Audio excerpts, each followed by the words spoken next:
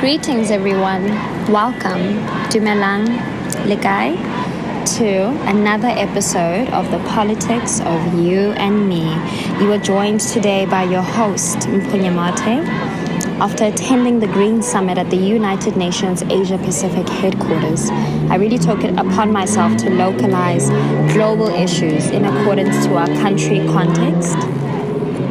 I'm also a master's candidate set to complete an Mphil of International Relations in Oxford University. I'm a policymaker with the Chatham House Common Futures Conversations program. And as an intersectional activist and researcher, I've really grown keen of exploring research interests such as gender equality, environmental justice, digital innovation, and various forms of inclusive development. I believe that no problem can exist in isolation. With that, I want to say that our society is not safe if women, children, teen boys, queer individuals are not safe in schools, post offices, and their homes. The matter that is gender-based violence and femicide should be understood as a human rights violation. With that, I would like to introduce you to my podcast. The Politics of You and Me is a platform where I show you that politics is ingrained in every single aspect of our lives, from the digital divide to gender-based violence, from environmental injustice to the educational crisis. Every issue shapes the way we work, live, and choose to exist. This podcast unpacks the lived realities of South Africans, amplifying voices often left unheard. This is a hub to engage and challenge while learning about current affairs in South Africa and beyond, guided by the United Nations Sustainable Development Goals as per Agenda 2030. This is a platform to generate impact through dialogue. And as for the second part of this podcast, I'm going to be leading you through the Sustainable Development Goals, the SDGs. This is a plan for people, planet, prosperity. This is a plan to strengthen universal peace by promoting larger freedom, right? It really is centered on eradicating poverty and working alongside partners, stakeholders, government officials to eliminate various social inequalities, right? This is all about transformative change and sustainability. Now, when looking at SDG number 5 on gender equality, right? When we look at what is said by the United Nations, this is a goal to close the gaps in legal protection and ultimately remove discriminatory laws. Well, they say at the UN that this could take 286 years to achieve this, and I'm not surprised because so much of our laws still needs to be amended, especially when you're looking at the National Strategic Plan on Gender-Based Violence and Femicide, right? And on to the third part of this episode, we're going to be recapping on the previous episode, right? And I published an op-ed under the Thought Leaders for Mail and Guardian. And the previous episode is matched to this, and it was titled Justice for All. Now, in this op-ed published by Mail and Guardian, it is titled Omo Totso's acquittal points to weaknesses in the police and justice system, right? And in that op-ed, I call for amendments to the National Strategic Plan on Gender-Based Violence and Femicide, right? Since young believers, they are not safe in places of worship, especially considering that one believer reported being raped by the pastor at age 14 during a church service in PE, right?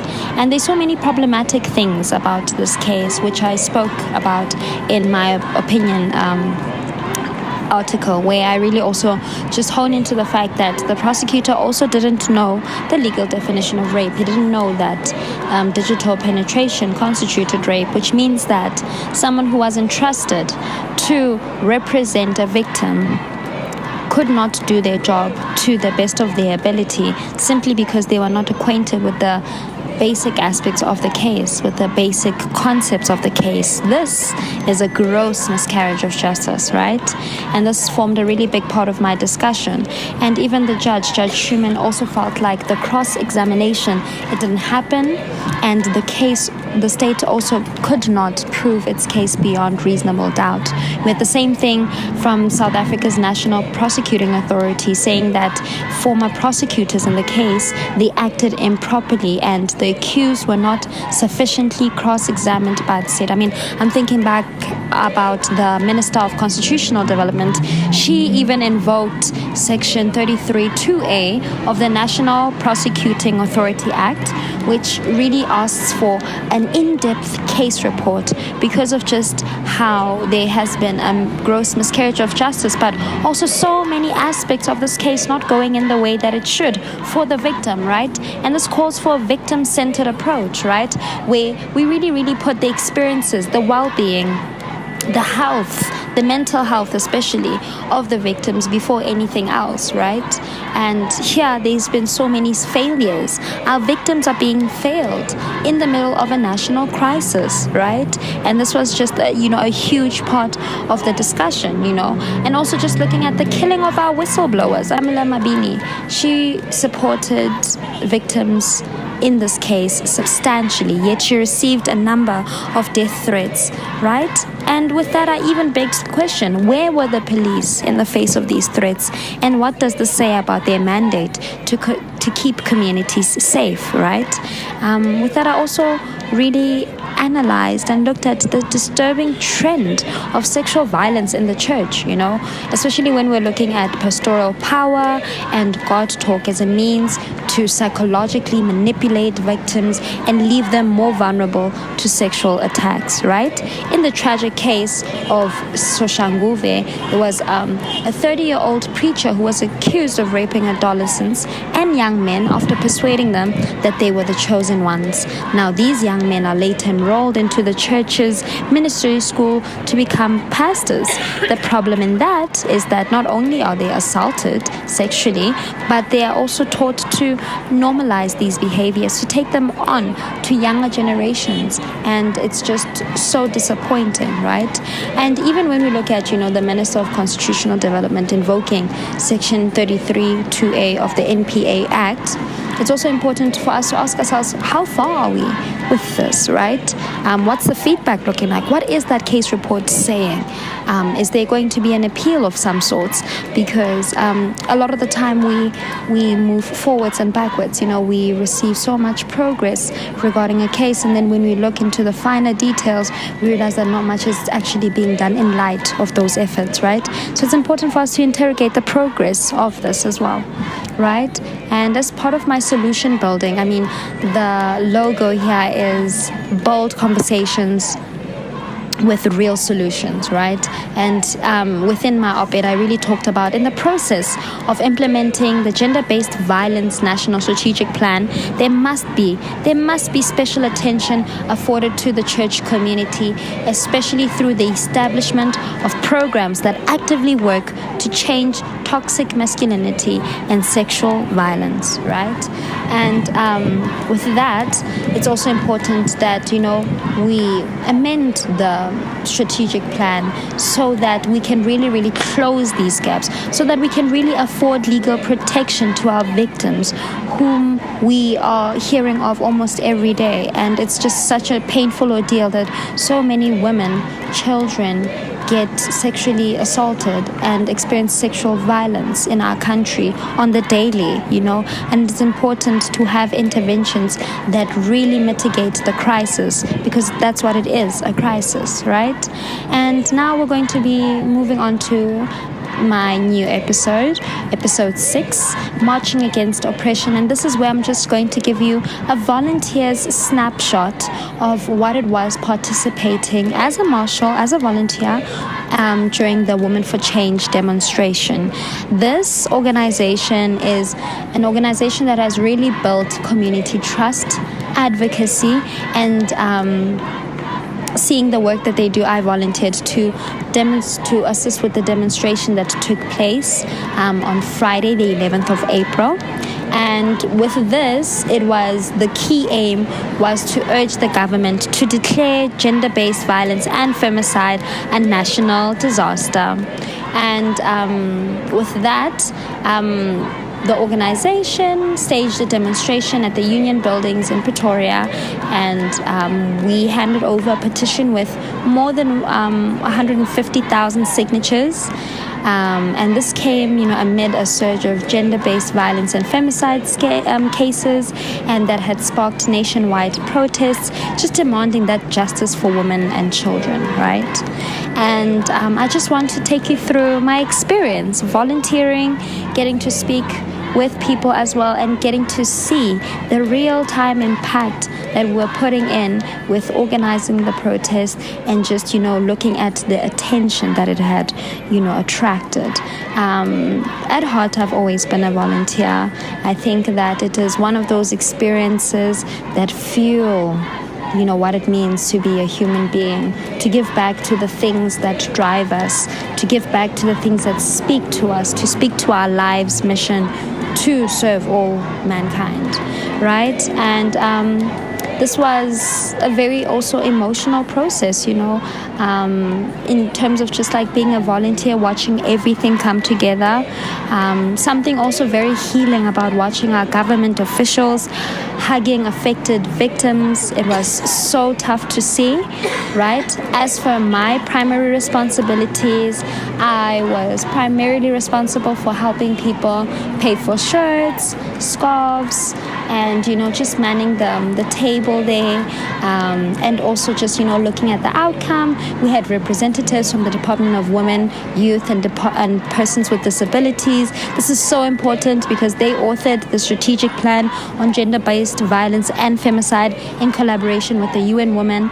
In fact, the development partners of the strategic plan were the Ford Foundation, GIZ, the Embassy of Ireland in South Africa, National Lottery Commission, UNAIDS, UNICEF, UNFPA, and UN Women, right? And then the government stakeholders in that sense were the Department of Social Development, Department of Women, Youth, and Persons with Disability, as well as the Department of Planning, Monitoring, and Evaluation. So it's really important to have had their presence there and also have them accept the memorandum with more than 150,000 signatures, just showing that we demand for amendments that really speak to the crisis that this is. And also just looking at, the coverage. It was covered by SABC News, it was on live television, and we could see also people wanting to support the organization, people coming in numbers, as well as people united in songs, as our forefathers once did. It's always really important coming to these spaces and, being encouraged to sing, to raise our voices in the same way that the women did on Women's Day on the 9th of August 1956, in the same way that they too marched, in the same way that they sang against past laws, is the same way that we sang, marched, raised our voices against the crisis that is gender-based violence and femicide, right? And it was also really, really great getting to interview a number of people. I will be putting a couple of snippets. On the day I was able to interview representatives from Women for Change, the spokesperson, Bulelwa Adonis. I was able to talk to, some of the young people who had come through. We had a queen in pageantry as part of our guests in the podcast, and that was so exciting to see. So I'm going to be playing all of that for you and just, giving you a snapshot of, what people were saying on the day.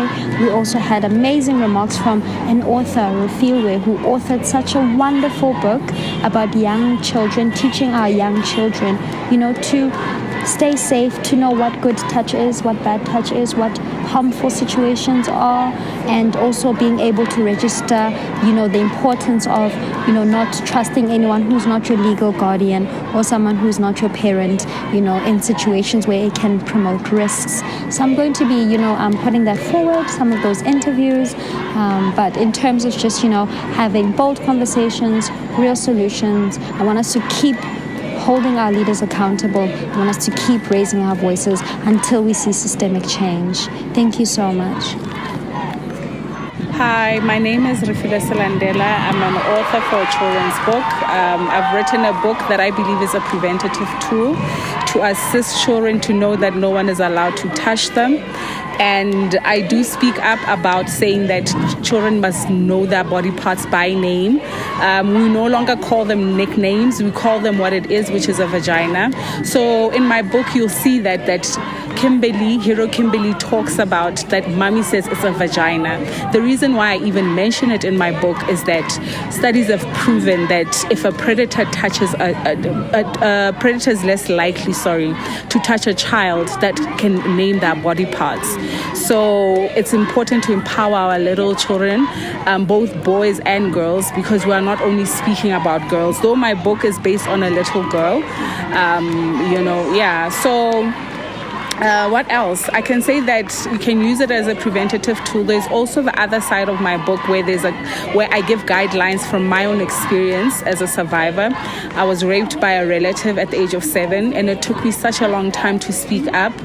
I think I spoke up at 34 when I confronted the perpetrator, and I finally opened a case against him. And because of the judicial system, it's already too late. They tell you that you don't have evidence, but the predator knows what they did to you, So our laws are failing us. So I thought, let me write a book to encourage parents to read. It's very child-friendly, full of amazing pictures on it, and it's not scary for the child. There's also a part where I give guidelines to parents to say, how can you train your child? Some of the things that I say is that don't leave your child, teach your child to never be left alone, to be taken out from their friends, because that's how once the predator removes the child from their friends, that's how they have access.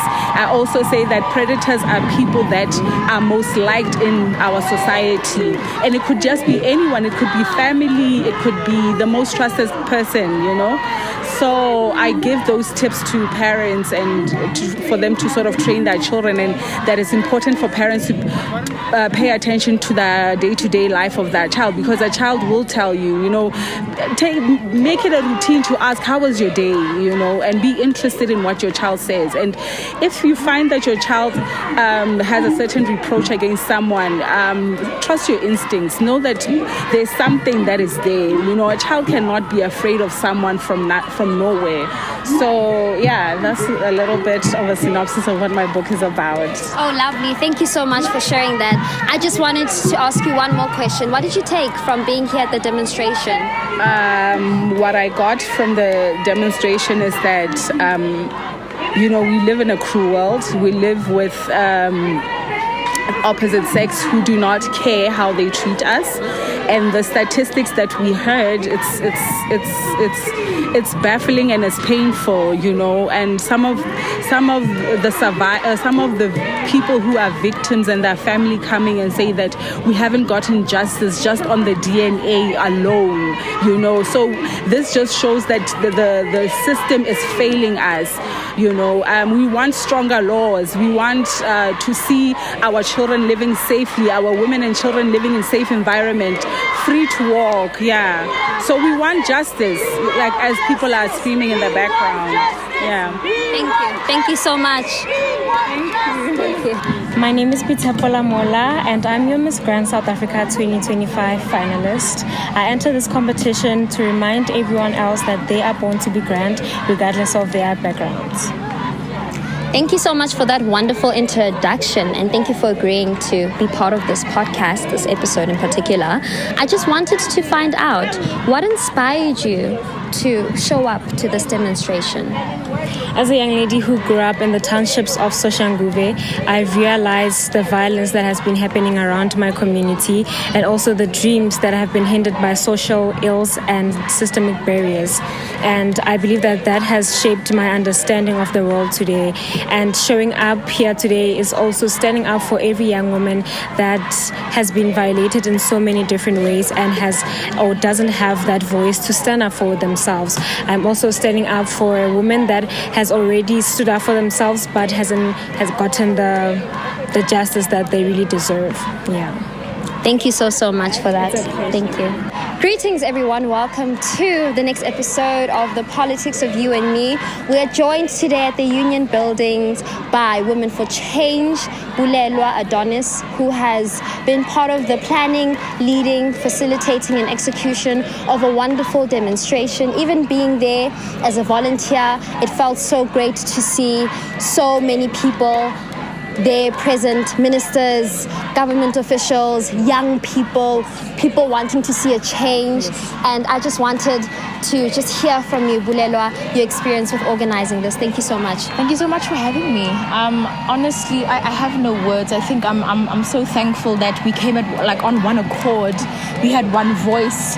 We were angry. We were tired. We were singing. There was tears, but it was profound, and our memorandum was received. But all in all, to allow the entirety of our program to flow from beginning to finish, to have the artists, for the demonstration of people seeing the reality of the situation, with the unbearable casket. It was just a day I'll forever remember. So I'm so thankful, so inspired that there's moments like this where I'm like, can our country maintain this?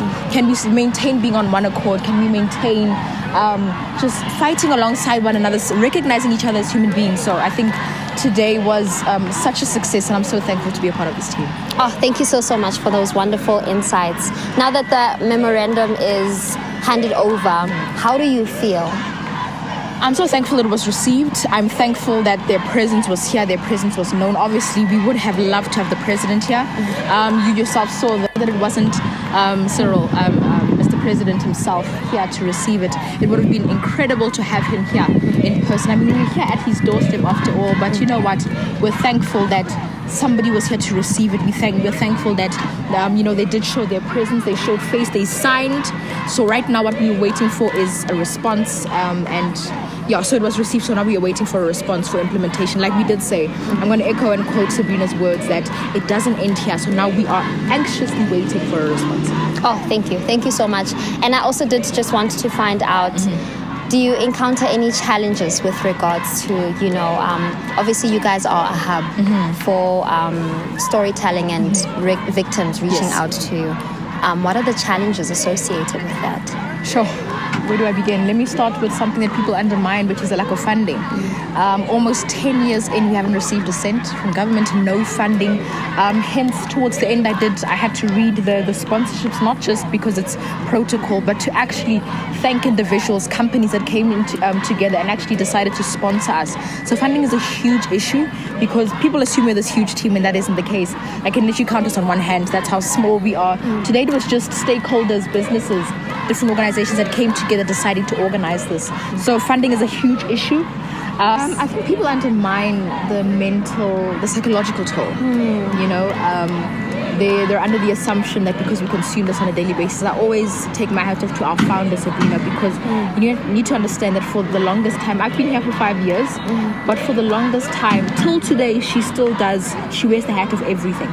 She still is in the DMs, the victim support, the creating of posters, so content creation, whatever. Sabrina is heading almost everything. Thankfully, now we have a few members, Chumi with Kami, Ashmita, Unshla, just a few of us there.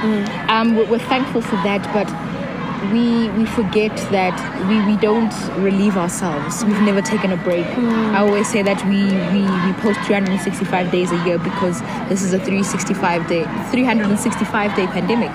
It doesn't stop. It's not a 16 days ordeal, which is why we're not necessarily the biggest fans of 16 days because it seems like a disgrace to a pandemic that occurs on a daily basis. So I think mentally it's overwhelming because yes, we may be strong individuals, but honestly, we're human beings at the end of the day. We oftentimes in this space, I've seen activists burn out. I've seen them have to completely leave this space, not because of a lack of fight or a lack of willingness or passion or call to this, but literally being in this space almost, it costs something. It deters you mentally. So I think that from a mental health perspective, it definitely does interject there. So it does affect us greatly there. I think just to add on the funding, I know I've been emphasizing that so heavily, but I think that if we had funding, we'd have a bigger team. There's so many plans in play that we want to assist people in, especially because we are an NPO that people trust. So now ensuring that the community is looking to us for demonstrations like this, that we want to create more change, we want to do more. We could have done more had we had the funds, we could have done more had we had the means. So just to emphasize on the importance of that, I think more education. I think from our side that we have it down. We're thankful that we've received DMs from teachers that do utilize our glossary. But I think just enforcing that become a part of curriculum, that would be fantastic, because I think that the over-reliance on us, to become suddenly like, we're treated like journalists sometimes. I myself as a spokesperson, I feel like I'm treated like a journalist. Like, they'll be like, what is happening? And how would I know? I'm an investigative person now all of a sudden. So I think it's the lack of implementation from the parties that we need, that are already in power, that have the influence, that are not doing anything that we require. So had we had their assistance, not that they have to be there in person, but show it in funding, show it in, things like that. Donations, being present consistently. We wouldn't have such aggravation that we will see. Not that it shouldn't be here, it's always going to be here. Yeah. The anger will be here until justice is our norm. Of course. Yeah, so I think those are a few of the, unfortunately my brain is foggy, but those are a few challenges that come to mind. Thank you so much. I specifically loved what you said about how 16 days of activism, apologies, is just something that we do every year, but it's never enough, really. It's never enough, because after 16 days, what's the point? Like you said, it's a 365-day issue. So many thanks for your time after a long day.